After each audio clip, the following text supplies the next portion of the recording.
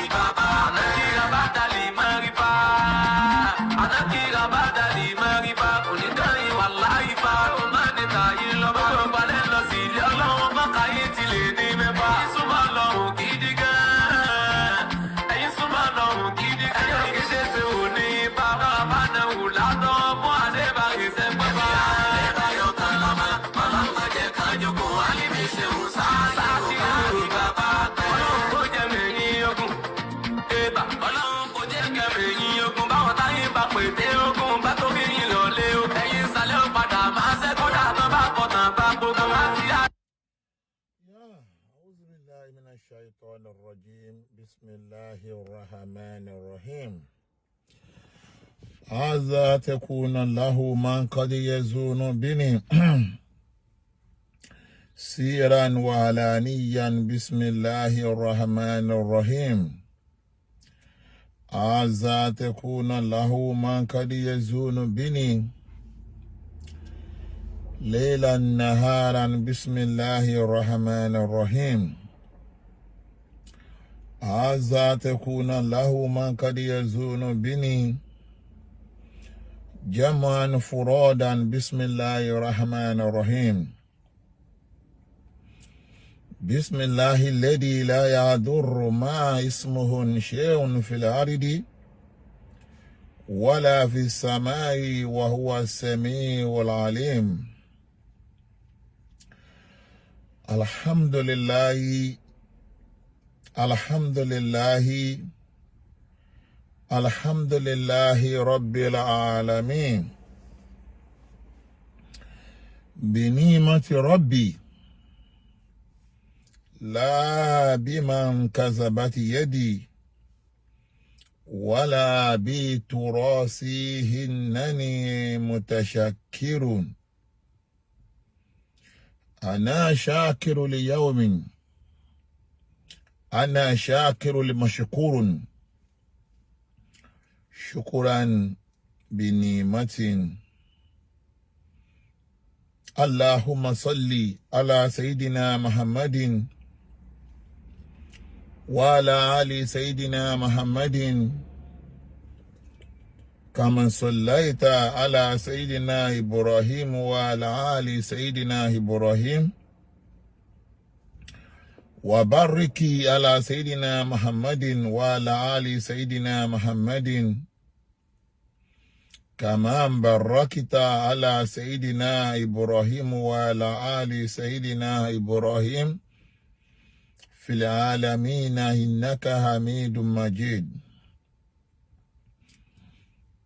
الحمد لله رب العالمين، الحمد لله رب العالمين، الحمد لله رب العالمين. Now, today is on the 24th of January 2025, on the Friday. Mo ń kí gbogbo ẹ̀yin tí ẹ ti darapọ̀ mọ́ wa lórí TikTok, àtẹ̀yin tí ẹ darapọ̀ mọ́ wa lórí Facebook.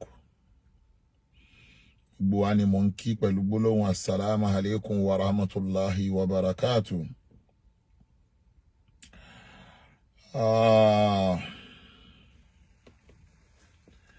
Program tèmi yìí ara mi ń ṣe bákan bákan.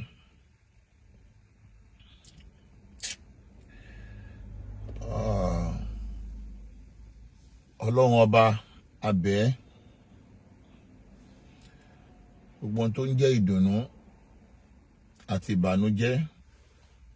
abẹ́ lọ́hun kọ́lọ́ má dàpọ̀ fún wa. Èní yìí ó jẹ́ àyájọ́ kan tó já sí wípé gbogbo ohun tọ́lọ́run bá gbé dé wá bẹ̀ dá èèyàn máa ń dúpẹ́ lọ́dọ̀ Ọlọ́run ni o. Gbogbo ohun tọ́lọ́run bá ti gbé dé wá bẹ̀ dá ẹ̀dá máa ń dúpẹ́ lọ́dọ̀ Ọlọ́run ni.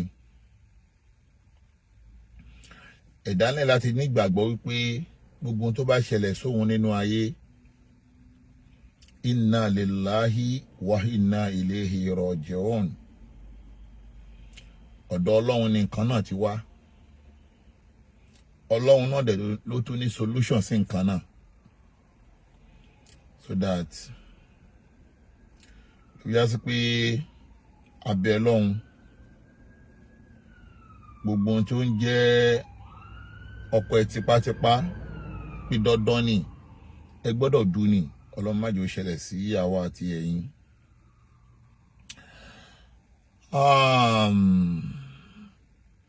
Tẹ́ bá wo topic tí mo fẹ́ treat lénìí,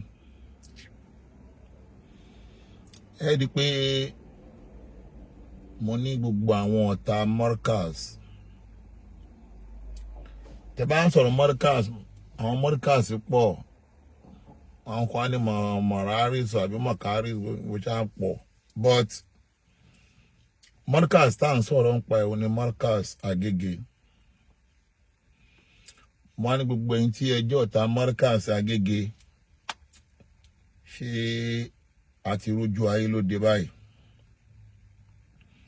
Àwọn ẹlòmíì wọ́n máa wá tú ọ̀rọ̀ yẹn sóríṣiríṣi. Kí ló kọ́ lọ́mọ gbà lérò pẹ̀lú pé ṣe àti rojú ayé báyìí? Kí ló fẹ́ ṣẹlẹ̀?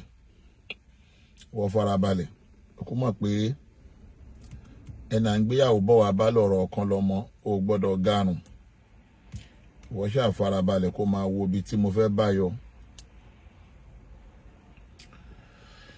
Ṣùgbọ́n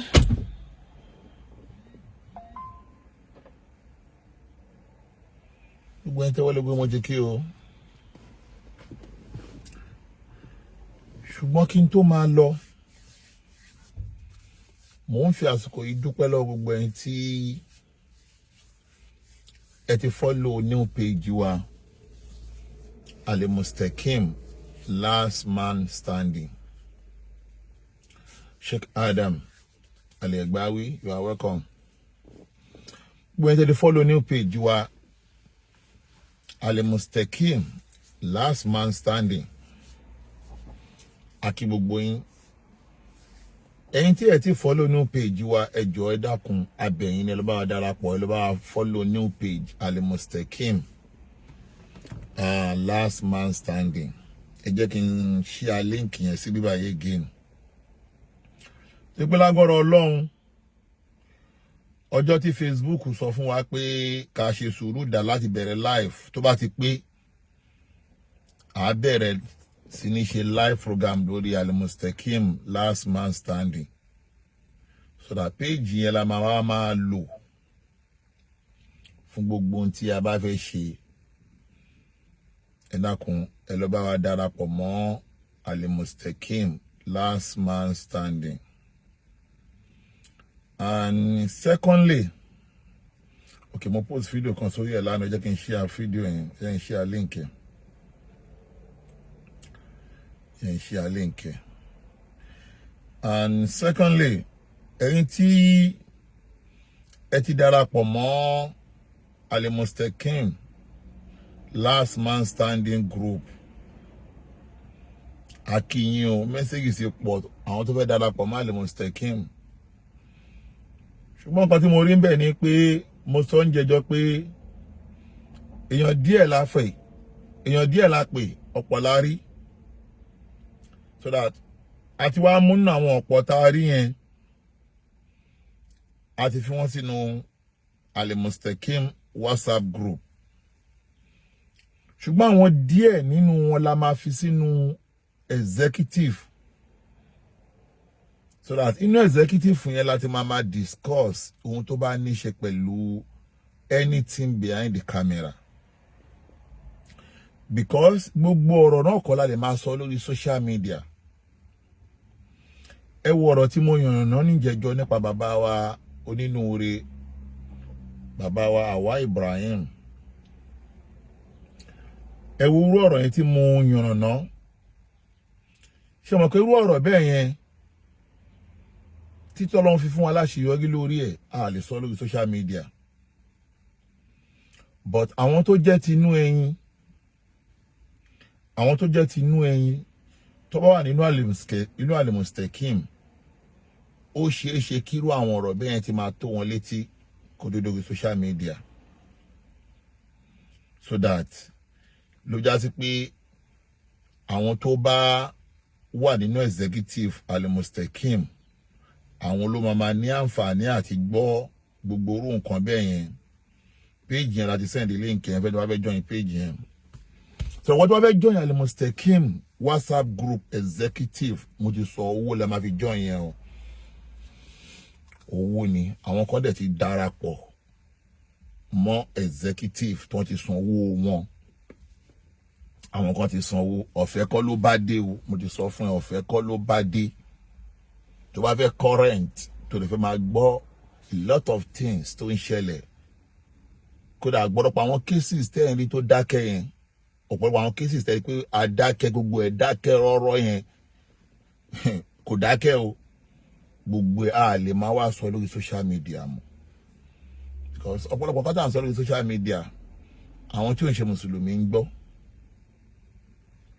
Wọ́n ń lò against àwọn mùsùlùmí. Ọ̀pọ̀lọpọ̀ kọ́tà ń sọ lórí social media, níjà sí pé àwa gan fi ń fúnra wa ní loopholes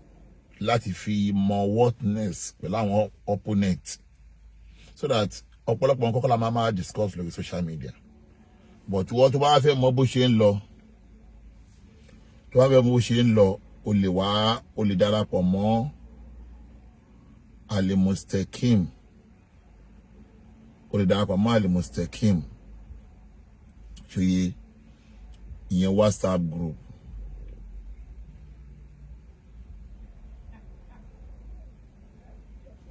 So that whoever darapọ̀ mọ́ Al-Mustaqim WhatsApp group, send message sí mi, Al-Mustaqim executive WhatsApp group.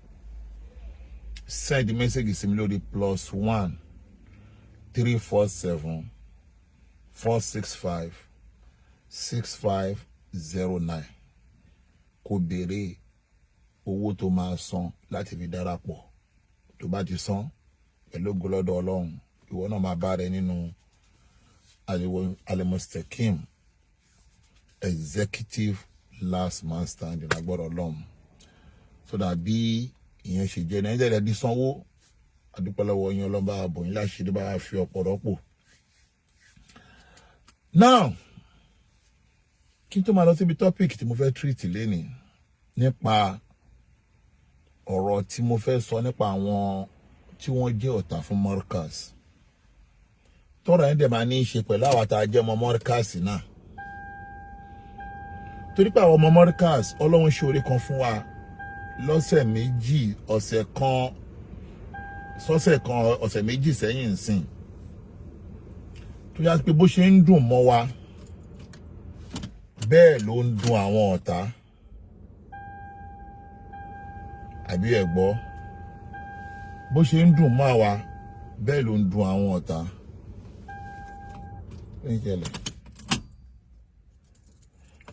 Ṣùgbọ́n kí n tó lọ bí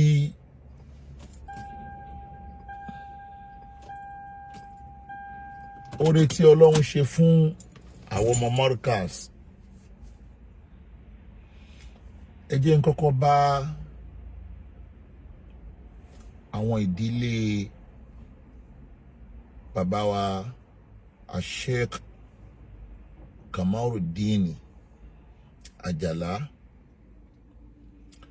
ẹ jẹ́ n bá wọn kẹ́dùn lórí ìṣẹ̀lẹ̀ tí a gbọ́ pó ṣẹlẹ̀ sí bàbá wa Kamaruddin Ajala lánàá. Ẹlòmíì lè máa wò pé bóyá sísọ tá à ń sọ bóyá a fẹ́ fi mọ́ ọ̀kadà fi bú wọn ní irọ́ o.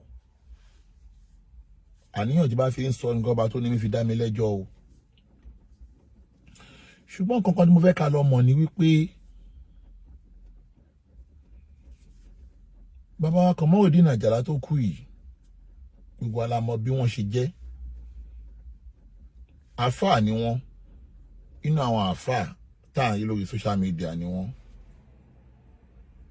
Wọ́n dẹ̀ tún jẹ́ inú àwọn tí ayé ń rí gẹ́gẹ́ bí àjọ ní nǹkan tàjọ ń fà. Ṣùgbọ́n ọpẹ́ tí mo fẹ́ dá lọ́dọ̀ Ọlọ́run ni wípé bàbá wa Amiru Ajala yìí lóòótọ́ lódodo gbogbo ayé rí wípé ọ̀rọ̀ dà wá pọ̀ bí abẹ́ last year tí wọ́n wá sórí social media tí wọ́n ṣe conference meeting lórí ọ̀rọ̀ mi. But ṣé ní gbogbo ìyà tá bá ti ń jà tó bá ti débi ikú ẹjá ti lè jáwọ́ ń bẹ̀ o. Ẹjá ti lè jáwọ́ ń bẹ̀ o. Torí pé kullu nafsin sa'iqatul maut. Gbogbo pápátá lájọ máa kú o, kò sẹ́nìkan tó máa escape ikú yẹn o. So that but ọpẹ́ tí mo dá lọ́dọ̀ Ọlọ́run ni pé èmi o Shakir Buna Alim, èmi ò bá bàbá yẹn jà débi ikú. Èmi ò bá bàbá yẹn jà débi ikú o. Kódà mo dúpẹ́ lọ́dọ̀ Ọlọ́run wípé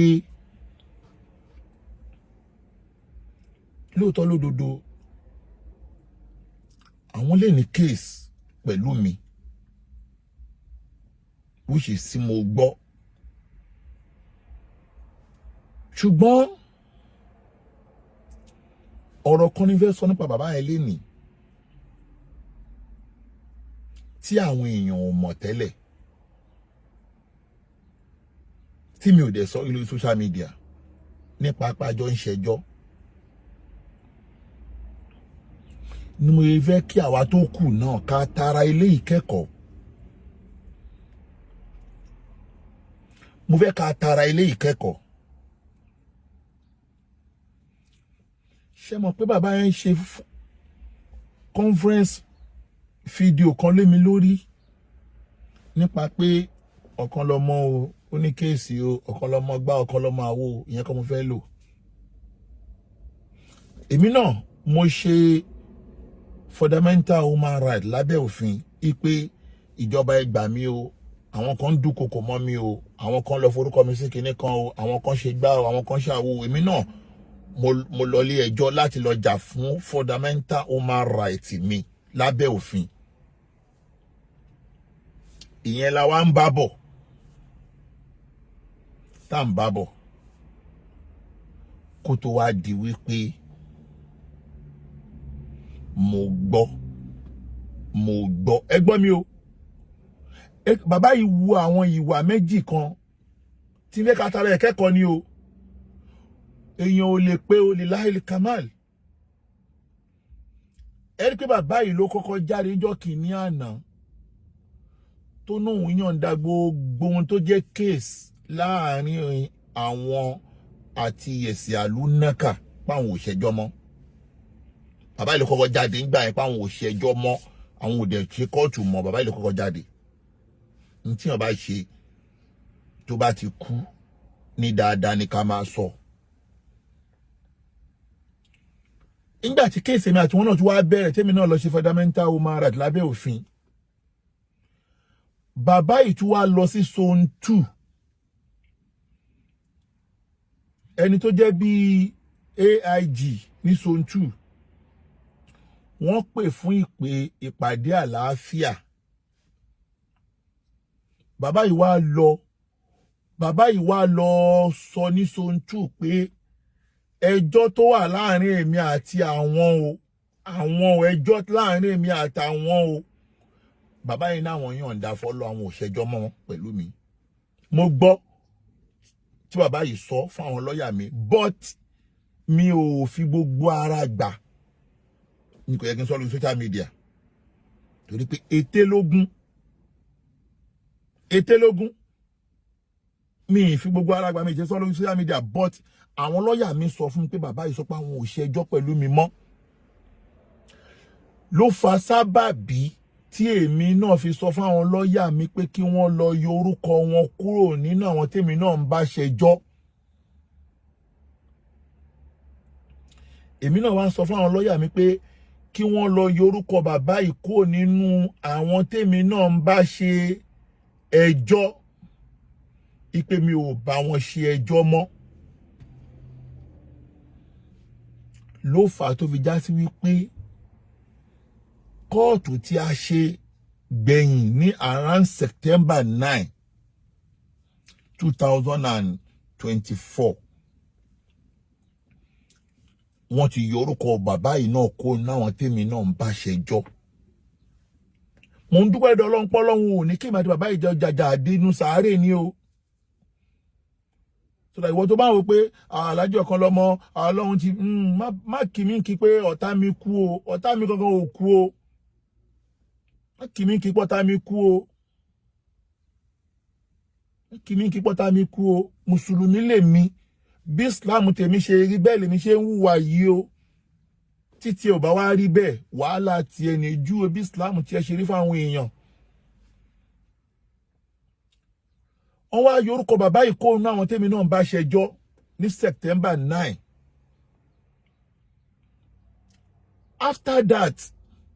nígbà tó máa di nígbà next court tó wá tẹ̀lé mi ìrántí déètì mọ́. Táwọn lọ́ọ̀yà mi tún wá lọ court.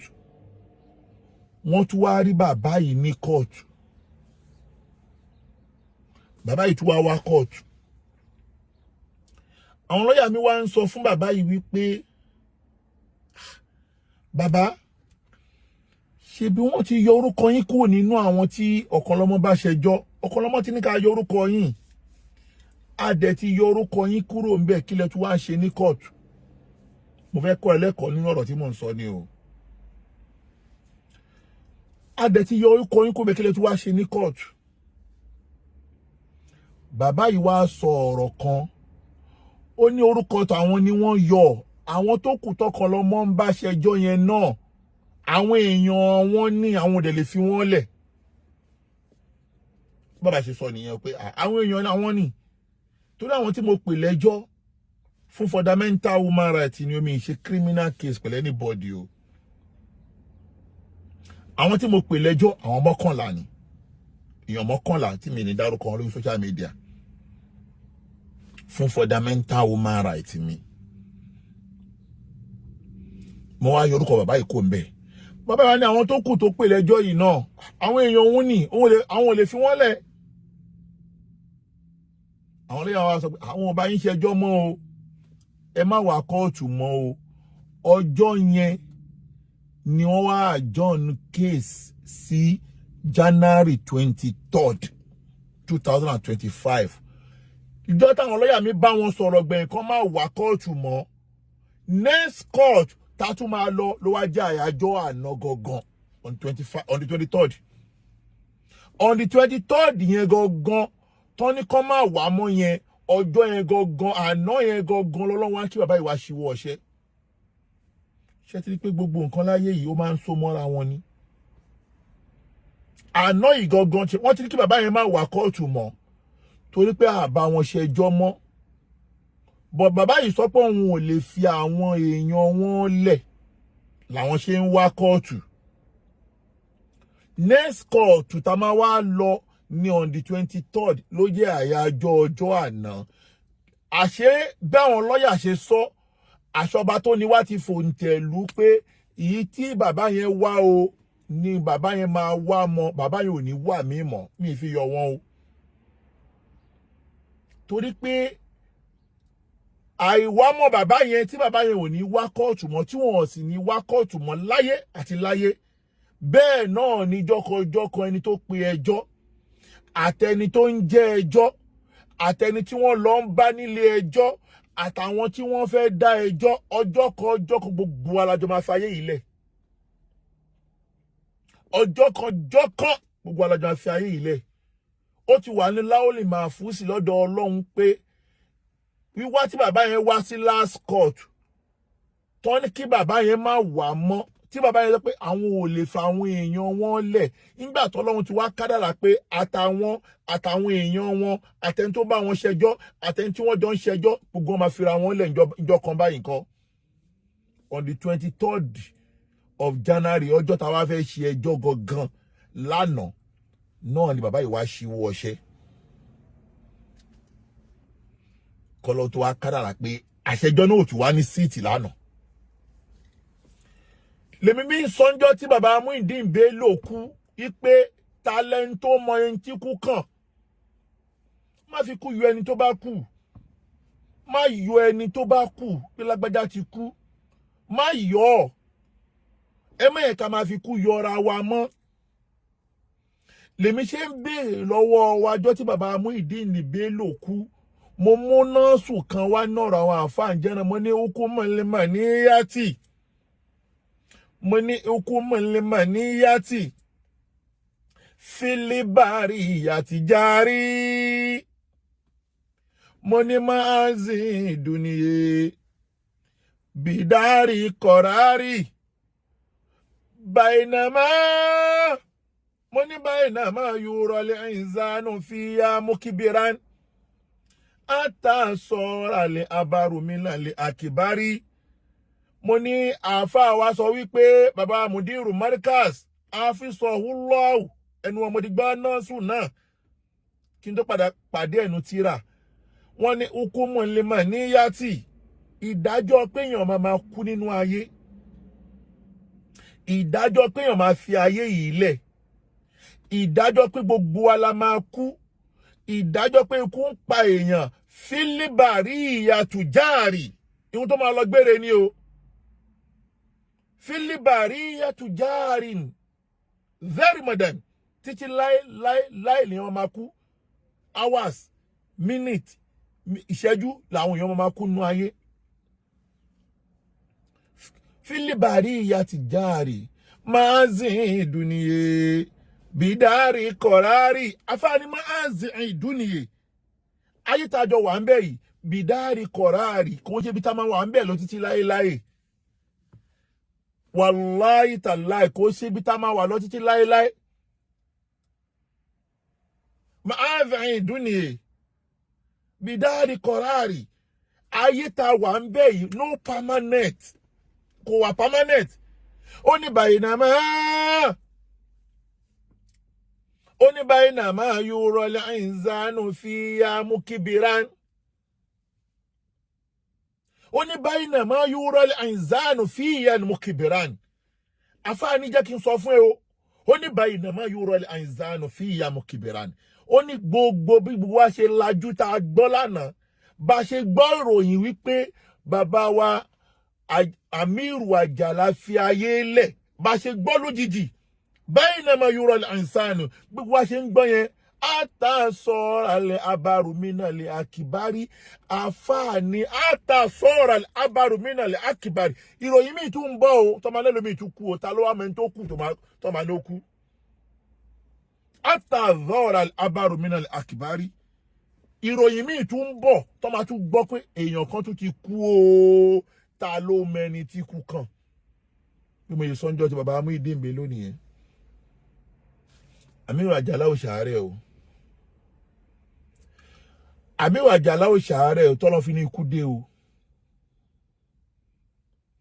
tí ikú bá wá dé báyìí má fi ikú yọ ẹni tó bá kú o torí pé o mọ ní tí kú kan o Ọlọ́run nìkan indala ilmusa Ọlọ́run nìkan ló mọ ẹni tí kú kan o má yọ ẹni tí kú kan ẹni tó ti kú o má yọ ẹni tó ti kú o lèmi ṣe ń sọ fún wa wípé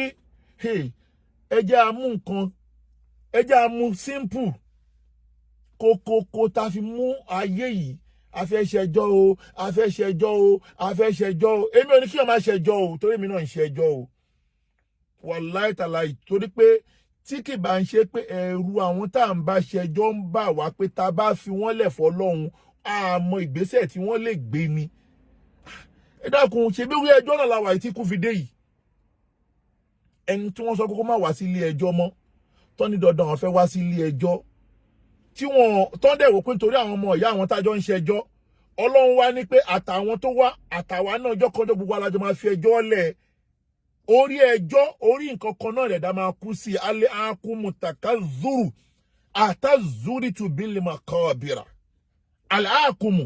mo fẹ́ ṣe o mo fẹ́ dà o mo fẹ́ ṣẹjọ́ o mo fẹ́ ṣe nǹkan báyìí o mo ń wá nǹkan báyìí o alhakum ẹ̀dá máa wà lórí pé ó fẹ́ ṣe nǹkan kan náà ní kúmadé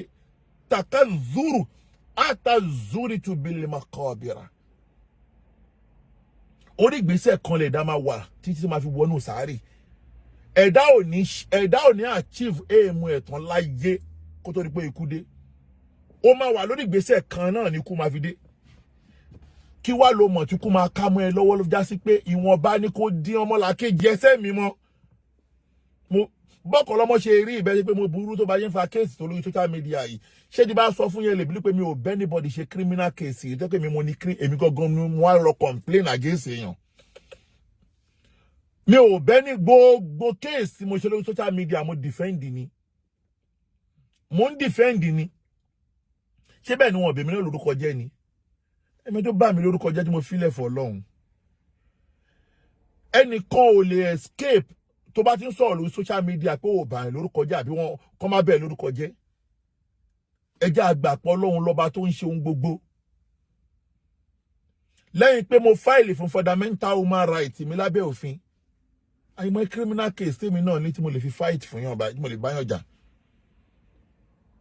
ṣùgbọ́n kí ní kan ló fẹ́ ká yọrọ mọ̀ ní wípé orí ìṣesí kan náà ní kú máa dé o alhakum takazuru atazuri tu bil makabira bàbá Amiru Àjàlá wọ́n ti ṣíwọ́ ọṣẹ́ o wọ́n ti ṣíwọ́ ọṣẹ́ o à ń bẹ lọ́hùn fún wọn àtàwọn àti gbogbo orú àwọn bẹ́ẹ̀ tó lè bọ́ sálẹ̀ kíámọ̀ Ọlọ́run bá wa pawọ́ pọ̀ kẹ́ o Ọlọ́run bá wa kẹ́ wọn bá wa gẹ̀ wọ́n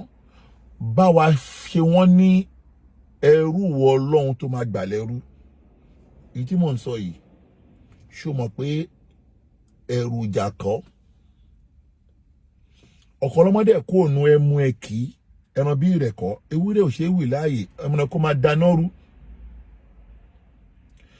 mo ń sọ eléyìí gẹ́gẹ́ bí mùsùlùmí òdodo gbọ́dọ̀ ṣe kọ́kọ́ sọ gẹ́gẹ́ bí mùsùlùmí òdodo gbọ́dọ̀ sọ fọmọ ìyá ẹ̀ tó bá ṣe wọṣẹ́. ọlá pé mi àti bàbá yìí wá dá nǹkan pọ̀ nínú ayé ni mo ṣe lè sọ̀rọ̀ even also mo lè má sọ̀rọ̀. ó tún wá ṣe déédéé ọjọ́ tí ó jẹ́ kí àtújọ pàdé ní kóòtù gẹ́gẹ́ bí ìṣe wọn tó máa ń wá lọ́lọ́wọ́ náà ṣí wọṣẹ́. ṣe mọ̀ pé ó kàn mí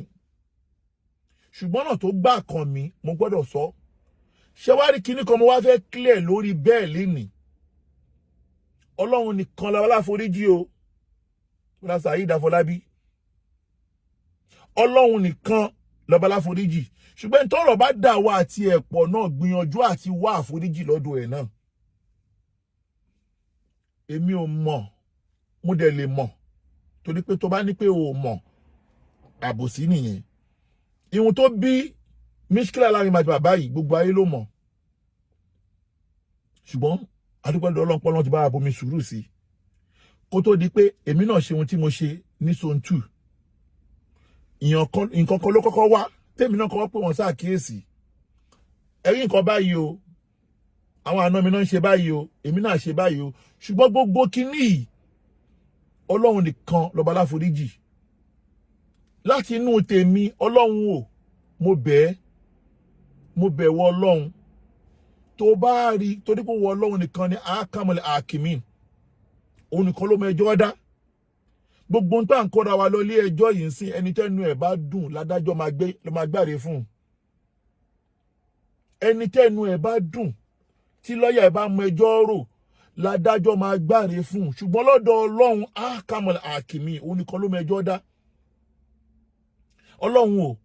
tó bá já sí pé nǹkan kan wà tí bàbá yìí fi jẹ̀bi mi kó tó pé ikú dé mo bẹ̀ wọ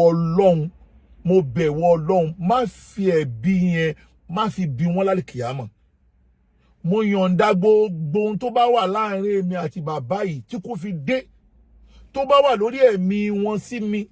tí wọ́n Ọlọ́run ní mọ̀ ń pa ẹ̀ tẹ́mi ò ní mọ̀ ń pa ẹ̀ Ọlọ́run o má fi bí bàbá yìí lálẹ́ kìámọ̀. mo bẹ̀ wọ Ọlọ́run tó bá wá já sí pé èmi náà ni mo wá ṣe bàbá yìí tí mo gbàbì kan ráre ọmọlúàbí wọn tí mo gbàbì kan ṣe aburú sí ọmọlúàbí wọn torí pé mi ò ṣe nǹkan kan ní kọ̀rọ̀ sáyìdá sí wọn. mo rí inú mi mo mọ inú mi mi ò ní skẹ́lẹ́ǹtì aburú kan sí wọn. tó bá pè mí náà ni mo wá ṣe nǹkan kan lọ́mọlúàbí wọn Ọlọ́run o ṣàforíjì fún mi láyé kó wá ṣàforíjì fún mi lọ́run. bàbá yìí ti bọ́ sálẹ̀ kì á mọ̀ wọ Ọlọ́run ó ti kó nẹ́ni tí mo lè tọrọ àforíjì lọ́wọ́ ẹ̀ torí yàn kí n tọrọ àforíjì lọ́wọ́ ẹni tó bá ti kú mọ́. Ọlọ́run o mo bẹ̀ ṣàforíjì fún àwa méjèèjì torí pé àdìsá nábì Muhammad ó ní tí mùsùlùmí méjì bá jà tán fi kú ó ní bainahuma finnari. wọ́n sọ wọ́n bèèrè lọ́wọ́ ànábì pé mùsùlùmí méjì wọ́n jà wọ́n fi kú àwọn méjì lè máa wọnú iná. ànábì ní lóòótọ́ ni no astaghfirullah bẹ́ẹ̀ kọ́ ṣe rí o kí mùsùlùmí bá ń jà tó bá wá para wọn kó tó bá ń jà tí mùsùlùmí méjì bá ń jà tí kan bá wá pa ìkan bainahum finnari àwọn méjì lọ́jọ́ lọ sínú iná. wọ́n wá ní kílédé agbọ́ tẹni tí wọ́n pa agbọ́ tẹni tó pààyàn ìgbẹ́ni tó pààyàn máa lọ sínú kí wá tún tẹni tí wọ́n pa. wọ́n ní ẹni tí wọ́n pa yẹn náà òun náà ń gbìyànjú àti pọmọlàkejì ẹ̀ ni àwọn méjì lọ́jọ́ máa wọnú náà ṣùgbọ́n tiwa yóò rí bẹ́ẹ̀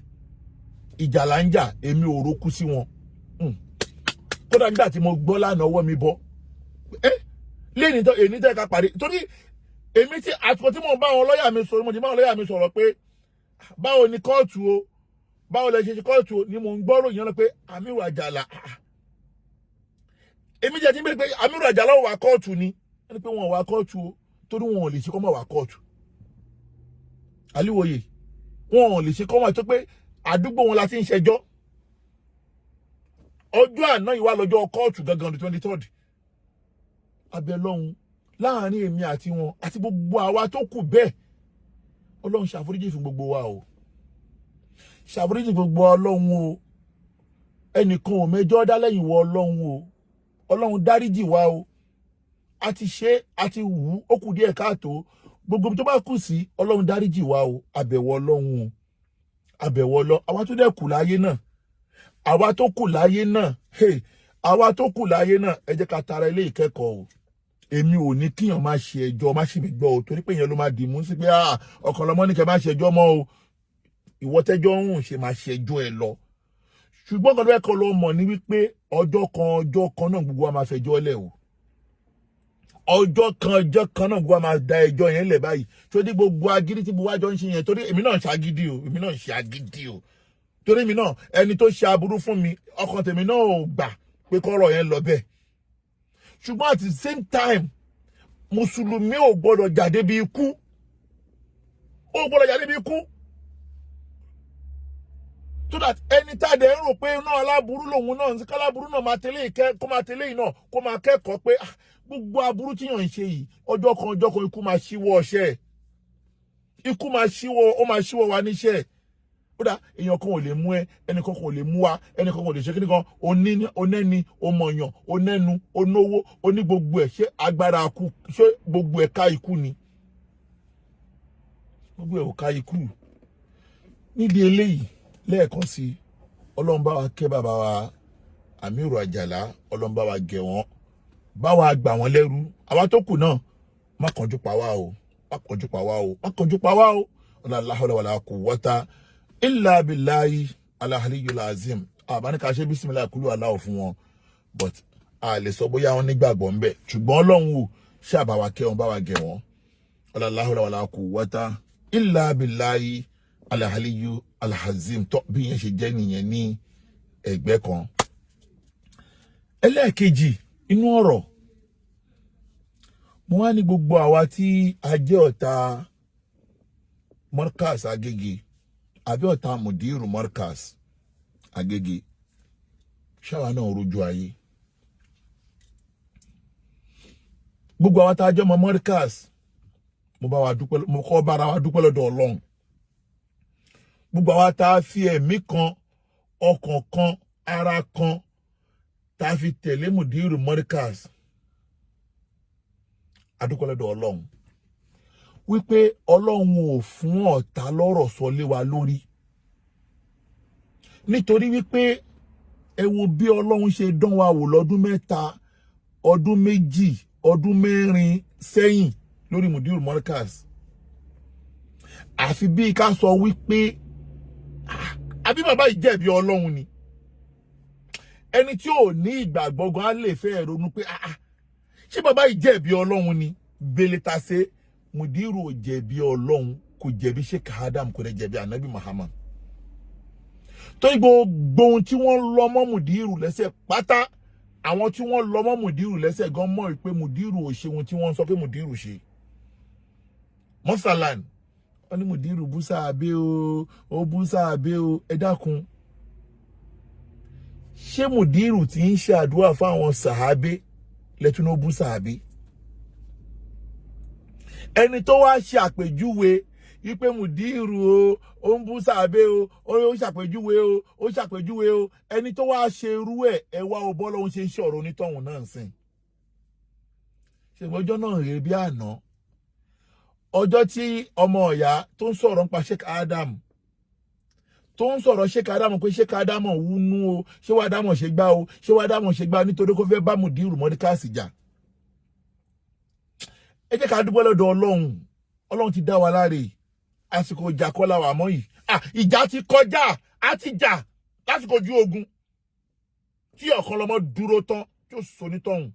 tí mo gallant, tí mo dúró bí èṣù oríta. Ṣùgbọ́n a dúpẹ́ lọ́dọ̀ Ọlọ́run sì pé ẹ ò bọ́ Ọlọ́run ṣe wá ń ṣe gbogbo ẹ̀. Ṣebí Marikaz tí wọ́n wá lérò pé wọn ò lè ṣe ṣàhádà mọ́, wọn ò lè ṣe graduation mọ́, tó wá ń ṣe ẹ̀yẹ Marikaz débi wípé àgbààfà nílẹ̀ Yorùbá tó tún kẹ́kọ̀ọ́ nínú ọgbà Marikaz tó bàbá Sheikh Adam lò gbà, ó tún sọ jáde lẹ́nu ẹ̀ pé ṣe bóun nìyẹn ń sìn Marikaz ti dohun gbàgbé, wọn ò lè ṣe ṣàhádà bẹ́ẹ̀ mọ́. Níwọ̀ tó ò tí kú, tó ò tí mọ̀kú tó máa pa ẹ́. la ilaha illallah muhammadu rasulullah sallallahu alaihi wasallam níwọ̀n tó ò tí mo bá túbọ̀ tún ẹ ṣe máa rí ó wá ń yọ ẹrú Ọlọ́run torí pé Ọlọ́run ń dán ẹrú ẹ̀ wò pẹ̀lú àárẹ̀ ó dẹ̀ gbàgbé ohun tó ké wípé kullukum marida illa man shafaitahu ó gbàgbé pé kò sẹ́ni tí ò sínú aláàárẹ̀ nu wa gbogbo ẹ̀dá tọ́lọ́run dá kullukum marida gbogbo apáta láàárẹ̀ illa man shafaitahu àyàfi ẹni tí Ọlọ́run bá fún lálàáfíà Ọlọ́run wá fi àárẹ̀ dán ẹrú ẹ̀ wò ẹ wá ń rokúro ẹrú ẹ ti wá ń du orí àga tí ẹ fẹ́ jókòó lé lórí láì tí ì kú ẹni tó ní àga ẹ wọ́n lọ́n ṣe wá ń ṣọlá ẹ wọ́n lọ́n ṣe ń ṣọlá ẹ wọ́n lọ́n ṣe wá fi igi gbígbẹ sílẹ̀ tútù wá ń wó lójú igi gbígbẹ mùdírù Marikaz ẹ wá ń rokúrò òun ló wá padà wá ń dára lójú yín sìn ẹ wọ́n lọ́n ṣe wá ń ṣọ̀rọ̀ ti yín.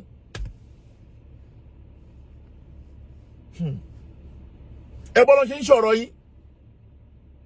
a ní gbogbo ẹni bá roku mùdírù pápátá máa fi mùdírù lẹ́sàáyé ni pẹ̀lú gòlọ́dọ̀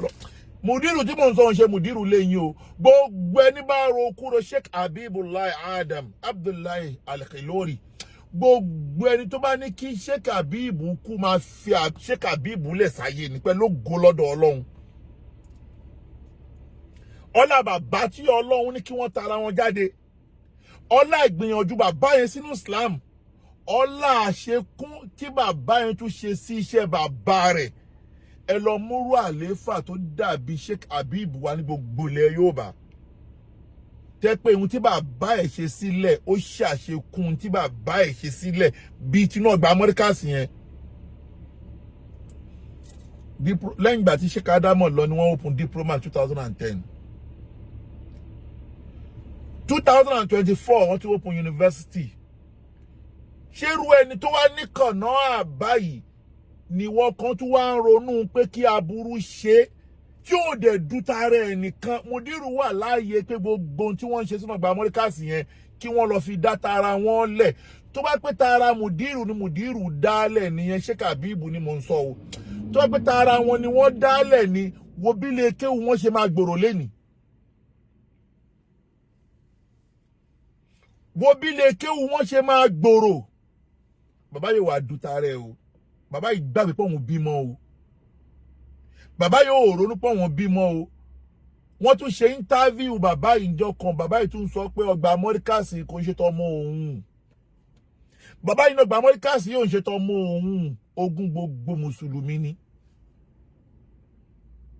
ogún gbogbo mùsùlùmí èèyàn wá ná ohun tó yẹn sí ogún gbogbo mùsùlùmí ṣé ó lérò pé gbogbo tí mùdírù ń ṣe sínú ọgbà Marikaz yẹn ṣé mùdírù ò lè ṣe sára wọn ni èmi mọ ẹni tó fẹ́ kunlé mùdírù ẹni tó fẹ́ kunlé mùdírù tí wọ́n kó ọ̀dà lọ síbẹ̀ tí wọ́n fẹ́ bẹ̀rẹ̀ sí ní kunlé mùdírù tí mùdírù dé tó níta ló ní kẹ́ kó ọ̀dà wá wọ́n ní ká wá kunlé ní mùdírù ní irọ́ má kunlé ẹ lọ kúnú ọgbà Marikaz tó bá padà kunlé mùdírù yẹn bẹ́ẹ̀ ṣe ẹ̀kún láàrin ọdún kan sẹ́yìn ni mùdírù tó ń gbé ayé bí ẹni tí ò rí ayé wá tó dẹ̀ rí ayé wá ẹ wá ń sọ̀rọ̀ pé èèyàn kan ní súúdù ó náwó lọ́wọ́ oní súúdù ṣó ti náwó lọ́wọ́ ní àbò wà nípò kó náwó lọ́wọ́ ẹni tó ní owó lọ́wọ́ tó wà nípò kó ní owó lọ́wọ́ tí ó wá ń ṣe bí mùdírù ṣe ń ṣe yẹn ló ní súúdù ni mo ṣe ń sọ pé ẹ̀yin tẹ́ ẹ jẹ́ ọ̀tá Marikaz ẹ wo báyé ń ṣe rí lójú mùdírù o ẹ wá wo iye ọmọ tí wọ́n ṣe ṣàádà fún láàárín ọ̀sẹ̀ kan ẹ wo iye ọmọ tó ṣe ṣàádà fún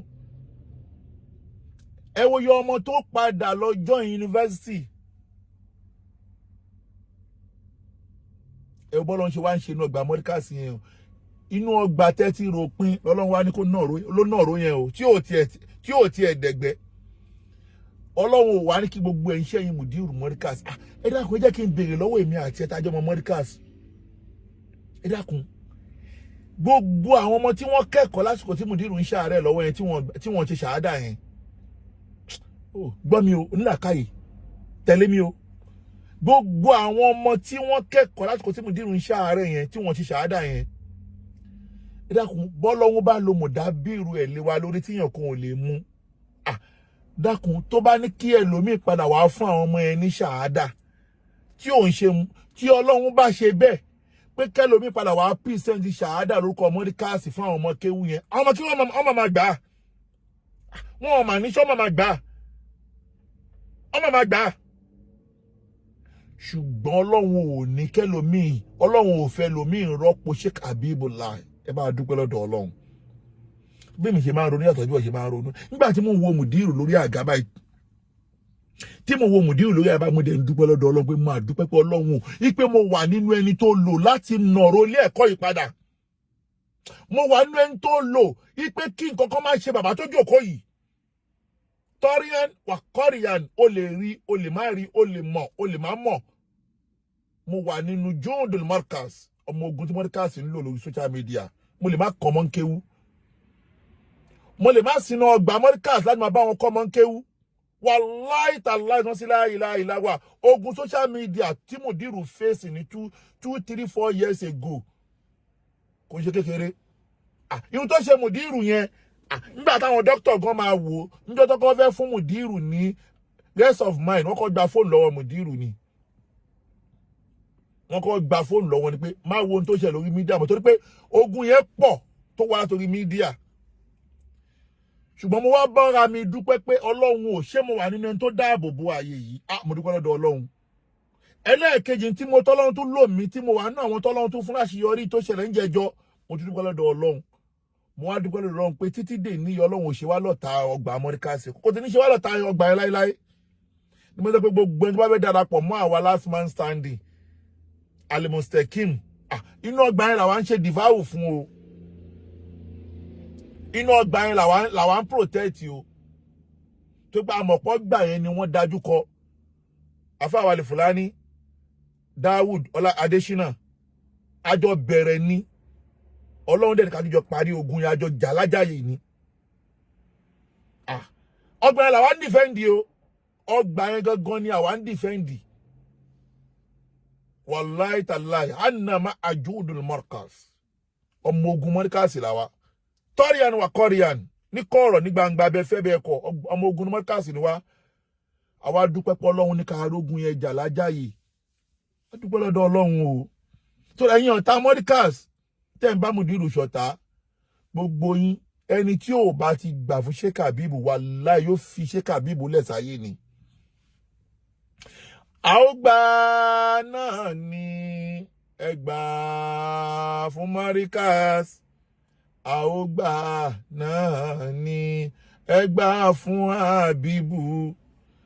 kádàrá Allahu kò ṣe kọ̀ láì gbà a ó gbà náà ni ẹgbà fún Habibu a ó gbà náà ni ẹgbà fún Habibu ẹ má bínú a ó gbà kó lè wọ kọfí àní o a ó gbà náà ni ẹgbà fún Habibu kádàrá Allahu kò ṣe kọ̀ láì gbà a ó gbà náà ni Adémọ́lá àjọ bẹ̀rẹ̀ ní àtújọ parí ẹ̀ ní pé a ó gbà náà ni ẹgbà fún Habibu o a ó gbà náà ni ẹgbà fún Habibu kádàrá Allahu kò ṣe kọ̀ láì gbà a ó gbà náà ni ẹgbà fún Habibu o tọ́ Ọlọ́run o àwa bẹ̀ lórí ẹrú ẹ̀ Sheikh Habibullah Adam Abdullahi Al-Alori ibùnú Sheikh Adam akíkọ́tọ̀ ibùnú Sheikh Adam síru Sheikh Adam hainu Sheikh Adam kurratul hainu Sheikh Adam fil hayati wa badan mamati Ọlọ́run o abẹ́ lórí ẹrú ẹ̀ yìí gbogbo ohun tó ṣe lóore lára bàbá yìí má fi lè ṣàṣemọ́ Ọlọ́run bàbá yìí ló fún àwọn ọmọ kéwú ní ṣàhádà ọdún yìí ọdún tó ń bọ̀ náà Michael lomi rọ́pò bàbá yìí o má ti fẹ́ lomi rọ́pò bàbá yìí o torí àtẹ̀tí rẹ̀ tó fẹ́ gbé pò yẹn báyìí ààrẹ tó fẹ́ gbà ààrẹ tó ní capacity láti gbé Kele de máa jẹ́ mẹ́sẹ́jì tó ní pé mo rí àwọn òwe kan tó jáde níjọ́ tí wọ́n ń ṣe sàádà ìyá Kẹsẹ́ẹ̀tì kò ní bàjẹ́ fún ìyá dáadáa àjọ bẹ̀rẹ̀ ni ìyá Kẹsẹ́ẹ̀tì àjọ parí ẹ̀ ni kò ní bàjẹ́ fún yín. Mo rí àwọn òwe kan tó jáde pẹ̀lú Waziru Marikaz tí a ṣe ẹ̀jẹ̀ bàbá wa Sheikh Yahyah Al-Fulani. Ṣé ti rí òwe tó jáde yẹn ibi tó òwe yẹn lọ kéèsì máa wá láti ibẹ̀ o kéèsì bá wá láti ibẹ̀ a máa dá yín lóhùn. Ẹ wojú mi ẹ wojú mi kò wé náà pé mi ẹ̀yin gan mọ̀ mi o ẹ mọ̀ mi o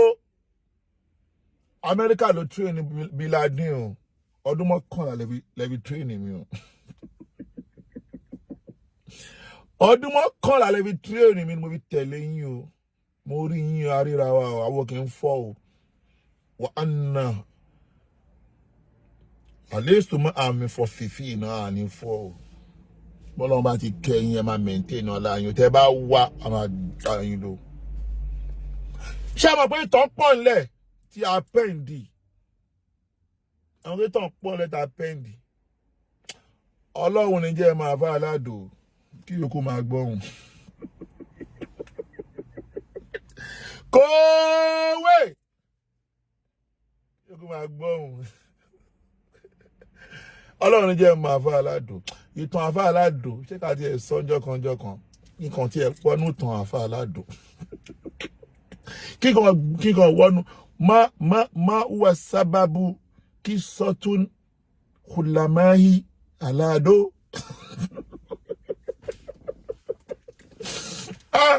Ọlọ́mọdé mú tí ìgbóná Ọlọ́run ṣàánú ni. Àfà Adésínà ṣé kí n sọ sábàbù nùsùlù má wà sábàbù nùsùlù kí sọ́tún ùlàmáyí.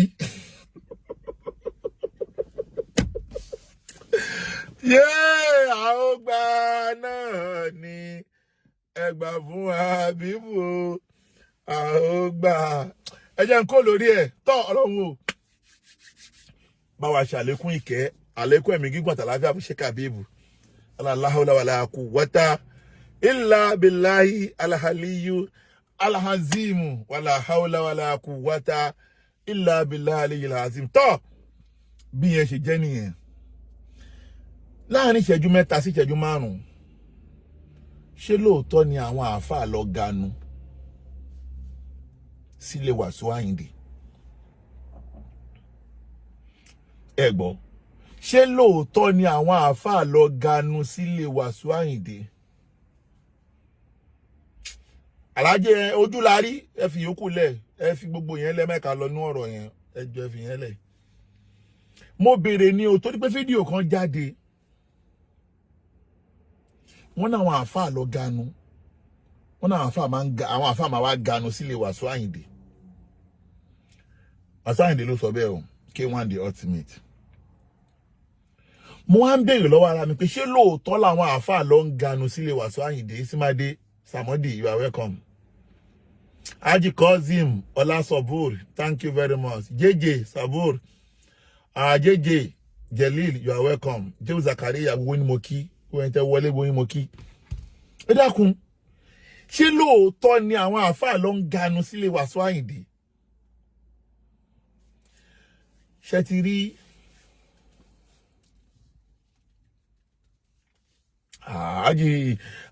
Haji Daud Adesina confirm agbógun má tì lọ́kàn àwọn náà gbọ́dọ̀ wà fọ́kàn lọ́mọ ẹni tí mo fún jẹ́njẹ́jọ fala àwọn ní ọkọ lọ́mọ ó fẹ́ pa Yagbónkẹ́ ni mo ní Yagbónkẹ́ ló béèrè fún náà ẹni kí Yagbónkẹ́ padà wá ń bá wá ń ṣọ́ péjì Yagbónkẹ́ láti jẹ́jọ́ Yagbónkẹ́ òun kọ́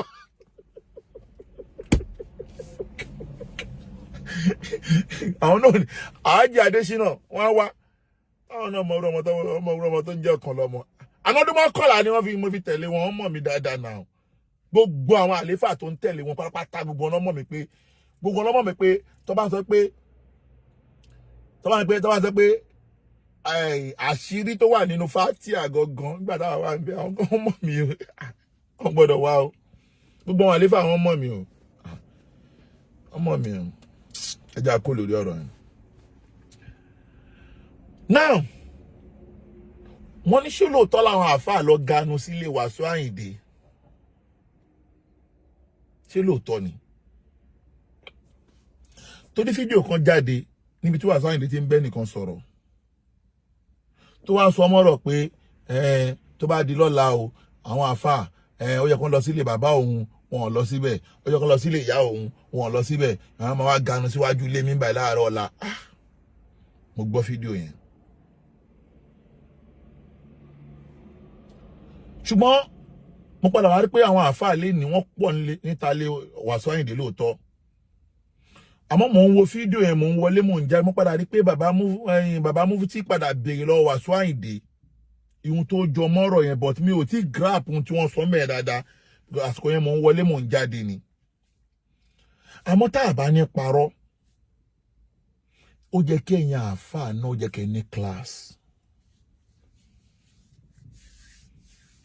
wàláì ó jẹ́ kí ẹ̀yin àáfàá kẹ́ ní class gbogbo òde kọ́ ni èèyàn máa ń lọ òde tí wọn ò bá ti pè ẹ́ sí ewu lágbádá wèrè gan tó ń kó sí tó ń lọ sí gbogbo òde tẹ́gbẹ̀ òde tí wọ́n pè ẹ́ sí àtòde tí wọn ò pè ẹ́ sí ìwọ náà kọ́kọ́ máa bá ń bẹ̀ kí ni problem èèyàn àáfàá gan-an fún ara yín náà ṣé dídí yàtọ̀ sáwọn bàbá wa nínú ẹ̀sìn tó já sí pé wájífù kìfáyà ni fún wọn pé ọ́fíìsì wọn ni tírù nǹkan bẹ́ẹ̀ bá ti ṣẹlẹ̀ láàrin ìlú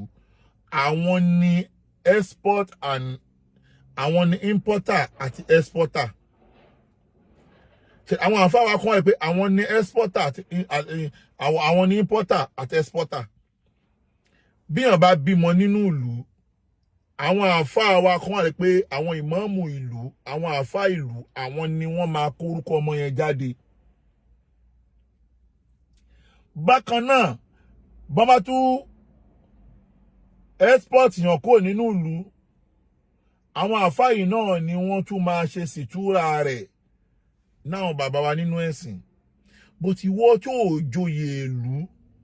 ó gbọ́ ìyá kẹsẹ̀ ti kò ní bàjẹ́ fún yín ìwọ tó joyè ìlú ó joyè nínú ìlú ó wá gbọ́ pé yàn kú níjẹ̀bú ó wá gbé agbádá orí burúkú ó wá lọ ganu sílé Wasiu Ayinde ṣé wọ́n pè ẹ̀ ń bẹ̀ mo béèrè lọ́wọ́ ẹni o irú yín ni Wasiu Ayinde ń bá wí o irú yín ni Wasiu Ayinde ń bá wí wípé àwọn àáfàá máa wá ganu ṣé Wasiu Ayinde pè ẹ́ kó tó pé owó gíní wèrè tẹ́kì gbogbo bùkátà ẹ láyé tẹ́kì gbogbo bùkátà ẹ láyé ó mọ̀jú gíní ló máa lọ live program tẹ́kì gbogbo bùkátà ẹ láyé gbogbo bùkátà tó ní láyé ẹ kò ju gíní ọ̀pá mẹ́wàá yẹn lọ tẹ́ pé àtòdé tí wọ́n pè ẹ́ sí o àtòdé tí wọ́n pè ẹ́ sí o gbogbo ẹ̀ náà ti máa rí ẹ ń bẹ̀ bó ní tíátà ń ṣe nǹkan ìwọ náà kọ́kọ́ máa rí ń bẹ̀ bó ní fújì ń ṣe nǹkan ìwọ náà kọ́kọ́ máa rí ń bẹ̀ bó ní mọ́tò ń ṣe nǹkan ìwọ náà kọ́kọ́ máa rí ń bẹ̀ bí asínwín ń ṣe nǹkan ìwọ náà kọ́kọ́ máa rí ń bẹ̀ bí wèrè ń ṣe nǹkan ìwọ náà kọ́kọ́ máa rí ń bẹ̀ afá àti ẹ̀ ò ní kíláàsì ní irú yín náà ń bá wípé ẹ wá ganu irú yín náà ń bá wípé ẹ wá ganu ẹ wá wo ayé yín lóde àfáà yóò wà ní kíláàsì mọ́ ẹ ní plan fún gbèsè ayé yín ju pé òde tí wọ́n pè yín sílẹ̀ máa lọ ó sì ò jẹ̀bi náà tó bá ní àwọn àfáà wa gẹ́gẹ́ ọ̀rọ̀ burúkú ni o but a lè pè ní atọ́wò nìfàn bóyá ó ṣe mistake láti sọ ni ṣùgbọ́n nígbà míì náà ibi mistake yẹn máa rí truth ilé iná kó máa jẹ́ ẹ̀kọ́ fẹ́ yan àáfàá tí wọn kì í pè lóde tẹ máa lọ jókòó tẹ máa wà ẹlòmíì tẹ máa wá rí àáfàá mi pákéjì ẹ̀ gan tó máa gbé lọ sóde olóde ẹ̀yin tẹ́ ẹnu òde gan ẹ̀ ní choice ẹ̀ máa fi sága wájú ni torí pé gbogbo ohun tó ní láyé ẹ̀ ló máa gbé lọ sóde kò kù síbi kankan kò kù sílé mọ́ gíní tó bá ti lè wọ gíní orí burúkú tó máa ń wọ̀ yẹn báyìí tó bá ti lè wọ gíní wèrè ẹ̀ ṣe ọlọ́run tó wá bọ̀ àṣírí olórí burúkú àáfàá mi orí ìjẹkújẹ jẹ ààrẹ wa tóbi bí ọ̀pọ̀lọ́ nú òjò àwa wọ Guinea àwa múra bí ẹni tó kù sílé kò dẹ̀ kù síbi kankan mọ́ o gbogbo tó ní láyé ojú Guinea àti mọ́tò tó gbé lọ o kò kù síbi kankan mọ́ ó ti já yé ọmọ ẹ̀ máa yé o ó ti já yé ọmọ ẹ̀ máa yé o so that gbogbo ẹ̀yin àfáà bẹ́ẹ̀ yẹn lè jẹ́ kí Wasiu Ayinde máa sọ pé wá ganu ẹ̀tọ́ ni kí mùsùlùmí bá kú ká lọ ṣe síyàrá ọmọ ìyá wa ìdàkùn ṣó ó pè yín sóde ẹ wá wò ń sìn but màá dé padà lọ wo fídíò bí Wasiu Ayinde padà ṣe apology àbí ò ṣe apology torí pé mo send message sí bàbá wa ẹ jẹ́ máa ń dárúkọ wọn inú àwọn àfáà àgbà ńlẹ̀ Yorùbá mo send message sọ pé kàn make sure pé Wasiu Ayinde correct kìíní yẹn lójú gbogbo ayé bóyá wá correct ẹ o bí ó correct ẹ o mi ti lè sọ ṣùgbọ́n mo rí voice Yahyah Kẹsẹ́ẹ̀tì tí wọ́n sọ dáadáa tí wọ́n dẹ̀ jẹ́ kí Wasiu Ayinde mọ̀ pé ń tẹ́ sọ ikú díẹ̀ káàtó ṣùgbọ́n tá bá ń blame Wasiu Ayinde jẹ́ ká máa blame àwọn àfọ́níjẹkújẹ náà àwọn àfọ́nígínì ìsọnù tí wọ́n ní làákàyè tẹ́ gbogbo iṣẹ́ ayé wọn ò ju kó máa gbé gíní ìsọnù lọ nídìí eléyìí kò dẹ̀ sí kan tó fà á kọjá pé àìfẹ́ ṣiṣẹ́ mi sọ àwọn àfáà wa tí wọ́n ní òye nínú ìlú o mi sọ àwọn àfáà wa tó nórúkọ nínú ìlú pé wájìbù kìfáyà ní láàrin àwọn ọ̀tọ́mọ ọ̀yá wọn o ewu bàbá kí ó gba góòdì nsìn nígbà tí bàbá kí ó gba góòdì lọ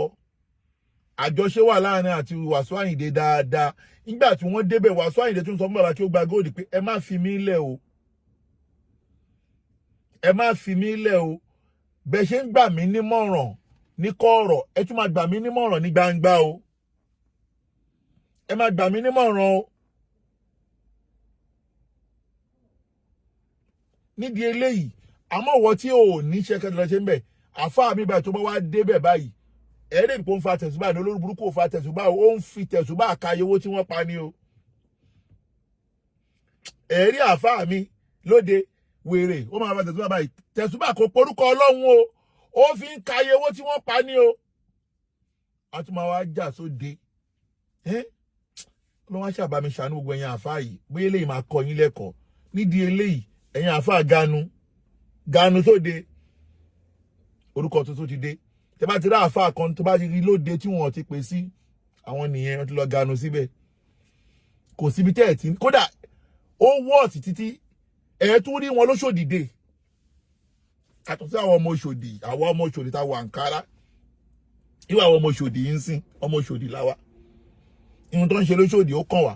ìwọ tó kì í ṣe ọmọ Òṣòdì à ń ṣe Òṣòdì dé kí ló kọ́ àfáà ń bẹ̀ kí ló kọ́ àfáà lóṣòdì dé mo bèrè ní o onífẹ́ wá ṣàdúrà bẹ̀rẹ̀ ta ló bẹ̀rẹ̀ láti wá àdúrà bẹ̀rẹ̀ wèrè lóṣòdì dé ibi tí wọ́n ti mú gbó wọ́n mọtí wọ́n mú gbogbo ẹ̀ eléré play mẹ́ onífẹ́ wá ṣàdúrà bẹ̀rẹ̀ lóṣòdì dé ta ló bẹ̀rẹ̀ nínú àdúrà wèrè bẹ̀rẹ̀ lóṣòdì dé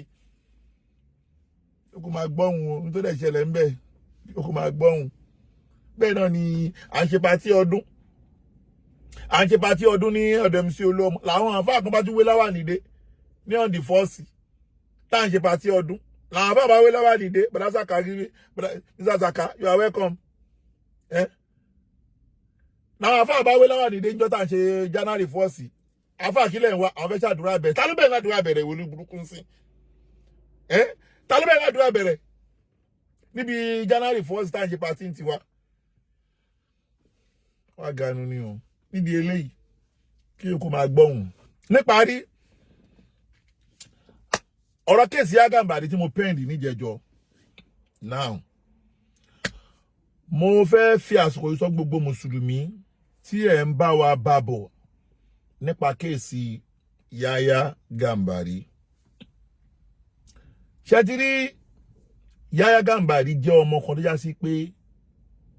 kò ní plan fún gbèsè ayé ẹ̀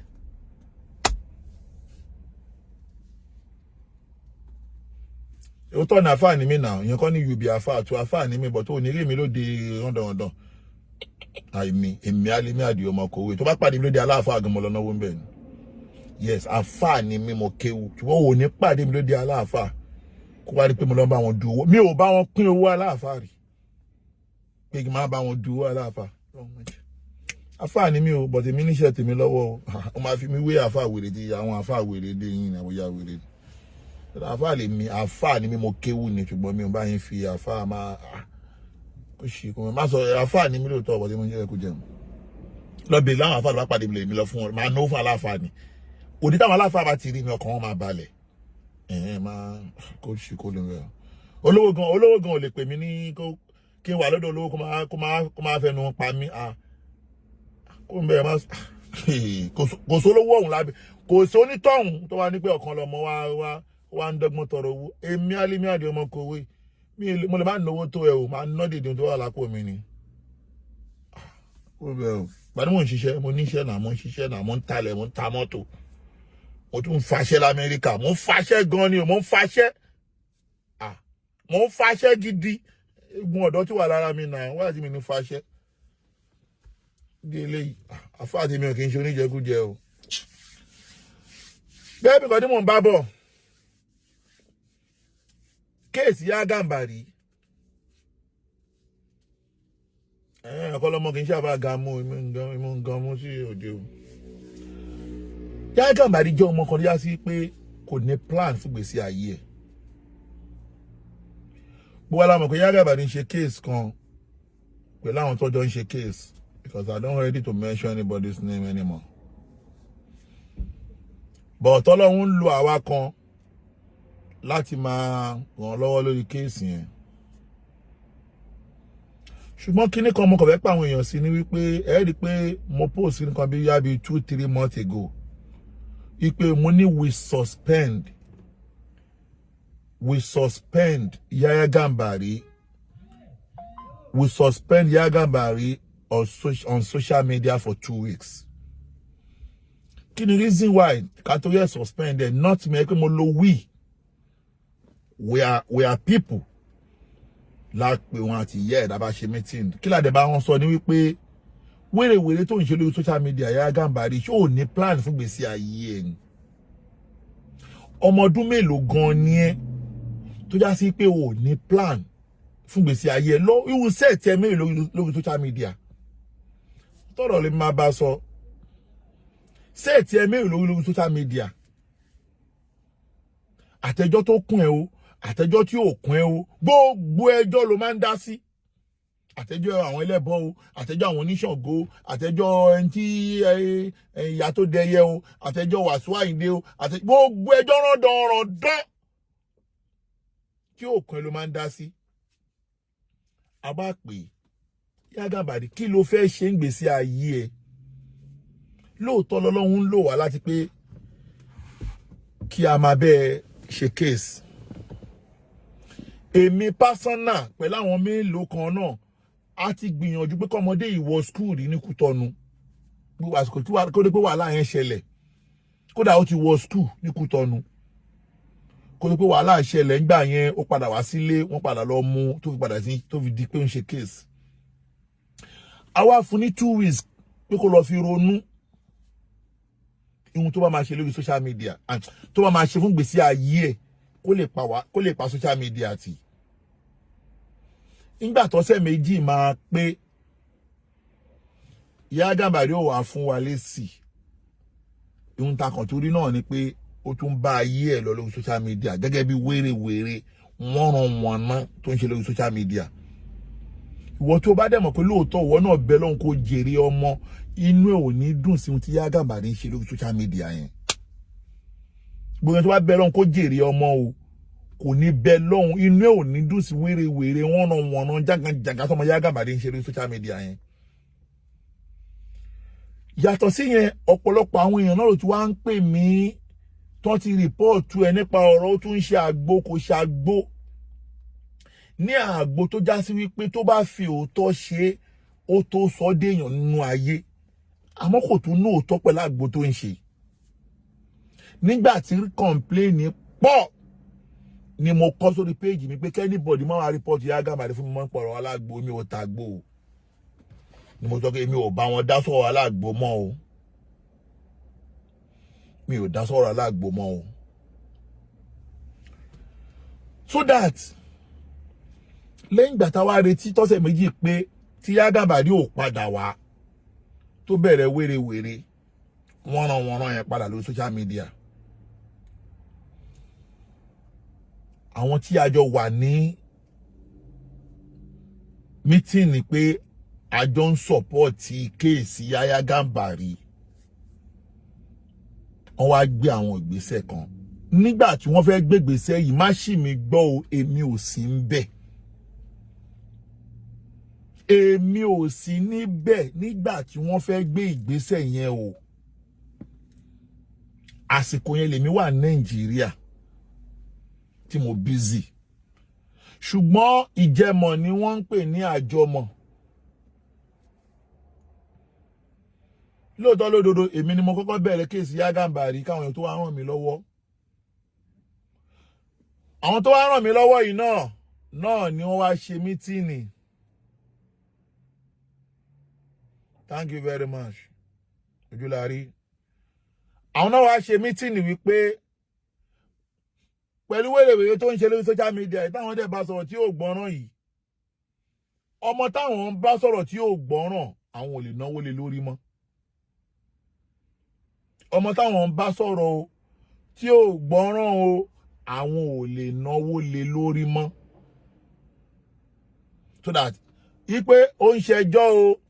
ó ń bá ṣe kéèsì o, àwọn ò bá dá sí mọ́. Nígbà tí wọ́n dẹ̀ sọ fún mi tí mo dé padà sí mítìnì, èmi náà mi ò ní tí mo lè sọ ju wípé ṣé ohun tí gbogbo yín fara mọ́ nìyẹn, ọ̀nà táwọn fara mọ́ nìyẹn. Tó bá rí bẹ́ẹ̀, èmi náà mo yọwọ́ mo yọsẹ̀ mi kó lórí tó bá jọmọ́ kéèsì Yahyah o. Wọ́n ti ṣe mítìnì yẹn nígbà tí mi ò sí nílé. Wọ́n dẹ̀ sọ pé táwọn fẹ́ nìyẹn. Èmi náà kékeré torí pé ọmọ tá à ń bá sọ̀rọ̀ lóòótọ́ tí ó gbọ́. Èmi pásánà yìí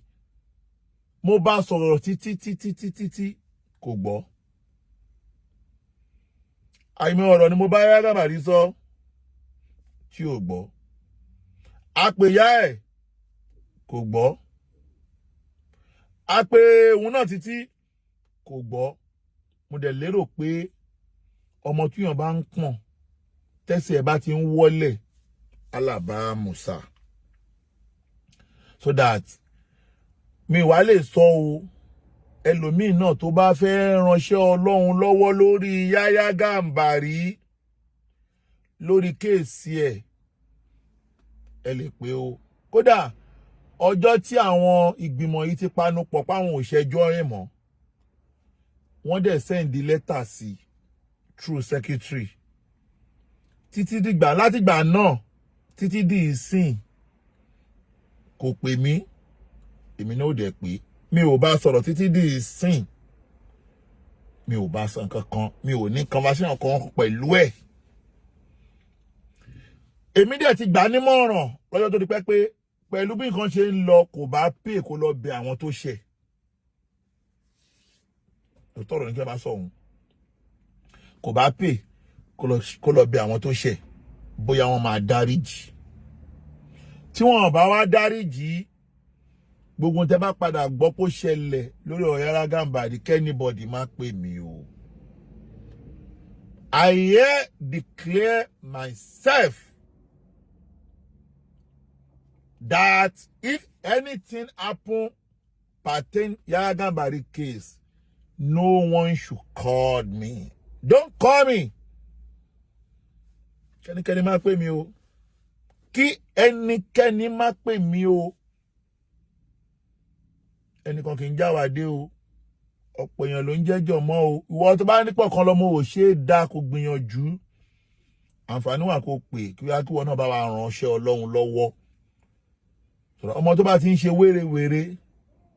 tó ń ṣe lórí social media ẹ̀ tá dẹ̀ bá sọ títí tí ò gbọ́ tí ò gbà tẹ wérewère ẹjọ́ tí ò kàn lọ́wọ́ tí ò kàn lẹ́sẹ̀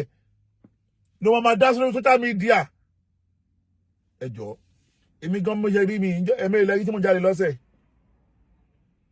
tó bá yọwọ́ ẹ̀ kanjọ Friday yìí tí mo fààyè lẹ̀ tí mo bọ́ lọ́run dá májẹ̀mú àsìkò iṣẹ́ mi ni mo fílẹ̀ tí mo páàkì sẹ́gbẹ̀ títí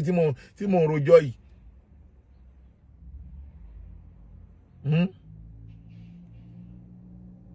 nídìí eléyìí Ọlọ́run máa wà pẹ̀lú wa o bí ọ̀rọ̀ Yahya Gambari ṣe jẹ́ nìyẹn o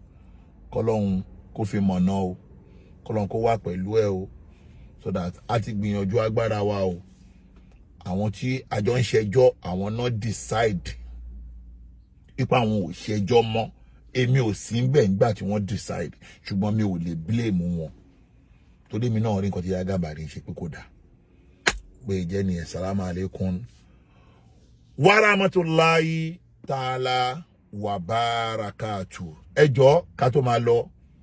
a ní mọ́tò Nàìjíríà tá ń ta Nàìjíríà lọ́wọ́lọ́wọ́ báyìí ẹ wá bá wa ra mọ́tò mo ní Venza 2010 2013 mo ní Nàìjíríà wọ́n bá fẹ́ ra mọ́tò tó kún bọ́ ní o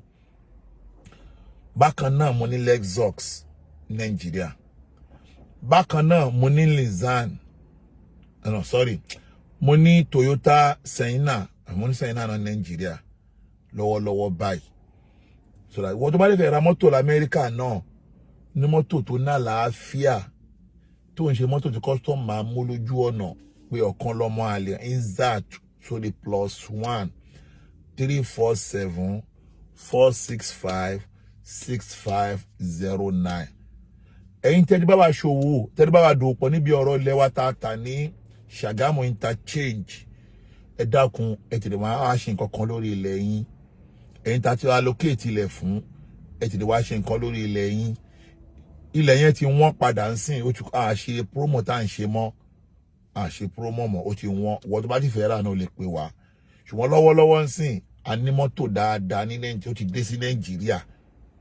ó ti wà Nàìjíríà wọ́n tó bá fẹ́ ra mọ́tò ó lè pọ̀ kọ́ lọ́mọ wá jẹ́ wá sọ kí ni wọ́n fẹ́ gbé tẹ́ fẹ́ ra tẹ́ ń pè mí kẹ́ fẹ́ ra mọ́tò èmi ò ní mọ́tò wọ́n tó ń fi 5 million naira 7 million naira 6 million naira mọ́tò mi ní mọ́tò 6 million naira mi ní mọ́tò 5 million naira mọ́tò mi tó kéré jù mọ́tò mi tó